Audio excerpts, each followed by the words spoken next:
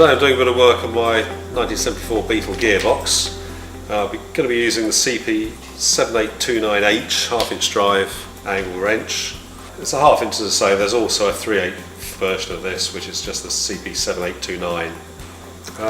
Really nice tool, this one. Solid steel head, totally enclosed gears.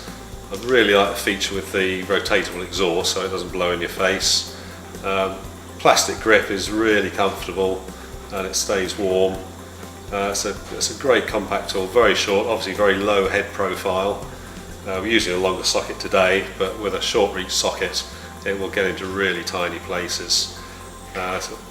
Easy to use steel reversing knob on top of the ratchet, no chance of flicking that the wrong way. And I particularly like the teasing trigger, where you can run it up quite slowly or just pull it full bore for quick rundowns.